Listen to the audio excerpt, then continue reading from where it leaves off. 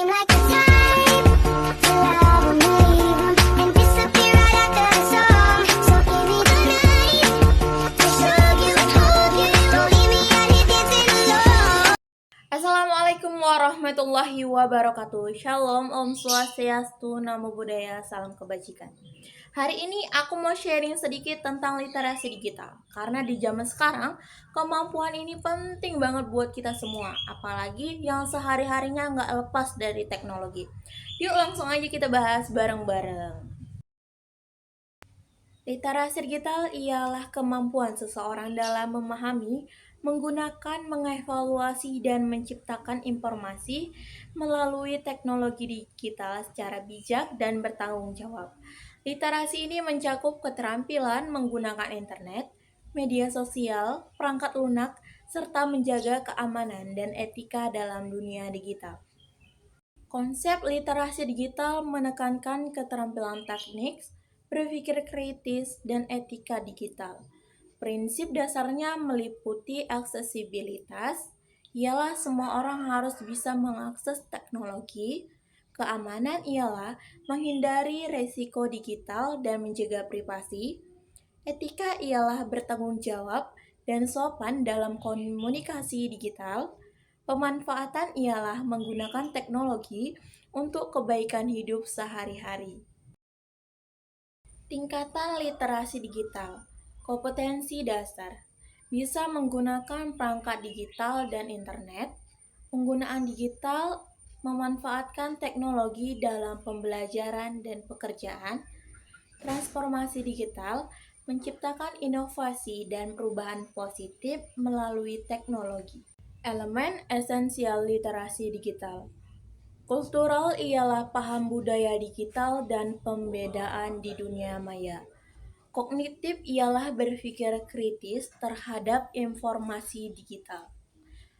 Komunikatif ialah mampu berkomunikasi dengan sopan dan efektif secara digital.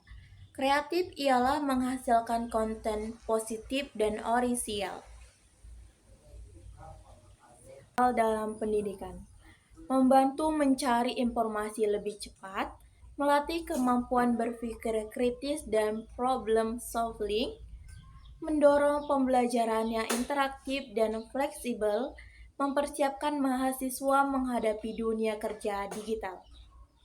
Manfaat literasi digital, akses informasi yang luas dan cepat, komunikasi global menjadi mudah, meningkatkan efisiensi kerja dan pembelajaran, mendukung ekonomi dan inovasi digital, meningkatkan keamanan dan privasi. Dampak positif literasi digital, menambah kreativitas dan produktivitas, membentuk pola pikir kritis dan objektif, meningkatkan kemampuan menciptakan konten bermanfaat. Kurangnya pemahaman masyarakat tentang teknologi digital. Banyak masyarakat masih belum paham bagaimana cara menggunakan teknologi digital dengan bijak. Mereka sering asal klik link tanpa tahu itu bisa berisi virus atau jebakan phishing. Percaya semua informasi yang muncul di media sosial tanpa meriksa kebenarannya. Tidak tahu pentingnya privasi seperti tidak menyebarkan data pribadi ke sembarangan orang atau aplikasi. Contoh, seorang pengguna membagikan data KTP dan nomor rekening saat mengikuti giveaway palsu di Instagram. Akibatnya datanya dipakai untuk pinjaman online secara ilegal. Cybercrime dan keamanan digital. Cybercrime adalah kejahatan yang dilakukan melalui jaringan digital. Bentuknya beragam. Jenis-jenis cybercrime adalah phishing, ialah penipuan lewat email atau pesan yang meniru instansi resmi untuk mencuri data. Hacking, pemberantasan sistem atau akun digital orang lain. Malware ialah perangkat lunak jahat yang bisa merusak sistem atau mencuri informasi. Identity, pencurian identitas digital untuk kejahatan. Scamming ialah penipuan online melalui jual beli palsu. Contoh, ada orang yang menerima email seolah-olah dari bank. Saat mengklik link dan mengisi data login, uang di rekeningnya langsung hilang karena datanya dicuri. Hoaks dan misinformasi. Hoaks adalah berita atau informasi bohong yang sengaja disebarkan untuk menyesatkan. Misinformasi adalah informasi yang salah, tapi disebarkan tanpa sengaja karena kurangnya pemahaman. Ciri-ciri hoaks ialah judulnya provokatif atau terlalu sensasional, sumbernya tidak jelas atau tidak kredibel, isinya memicu ketakutan, kemarahan, atau emosi negatif. Contoh, minum air garam bisa sembuhkan COVID-19. Banyak yang percaya dan menyebarkan, padahal itu tidak benar dan bisa berbahaya. Ketergantungan terhadap teknologi. Ketergantungan muncul saat seseorang tidak bisa lepas dari penggunaan teknologi seperti terlalu lama di media sosial hingga lupa belajar atau kerja. Main game online sampai begadang dan lupa makan. Tidak bisa fokus atau gelisah kalau handphone jauh. Dampaknya, menurunkan kualitas tidur dan kesehatan. Terganggunya hubungan sosial langsung, turunnya produktivitas dan konsentrasi. Kurangnya regulasi. Penggunaan internet yang sangat luas harusnya diikuti dengan aturan hukum yang melindungi masyarakat, tapi kenyataannya masih lemah. Masih banyak konten negatif tidak diawasi, data pribadi bocor tanpa sanksi yang tegas, kejahatan digital yang sulit dilacak. Solusinya yang bisa diberikan ialah pemerintah harus membuat undang-undang dan kebijakan khusus tentang perlindungan digital serta memperkuat lembaga pengawasannya. Kesenjangan akses teknologi. Tidak semua daerah punya akses internet yang stabil dan perangkat yang layak. Contoh, anak-anak di desa harus naik bukit demi signal internet buat ikut belajar online. Hal ini menciptakan ketimpangan pendidikan dan ekonomi digital. Solusi yang diberikan ialah pemerataan infrastruktur internet, subsidi perangkat belajar. Dampak media sosial. Media sosial bisa berdampak positif, tapi juga berdampak negatif seperti tekanan sosial. Ia merasa minder melihat kehidupan orang lain yang tampak sempurna. FOMO, takut tertinggal tren sehingga terus online. Kesehatan mental. Kecemasan, stres, hingga depresi karena komentar buruk atau cyberbullying. Solusi yang dapat dibuat adalah tingkatkan kesadaran tentang batasannya penggunaan media sosial dan pentingnya menghargai diri sendiri. Penyalahgunaan data pribadi. Banyak orang tidak sadar bahwa data mereka sedang dikumpulkan. Saat mendaftar akun, aplikasi bisa meminta akses ke kontak, lokasi, kamera, dan lain sebagainya. Kalau tidak hati-hati, data ini bisa dijual ke pihak ketiga tanpa izin.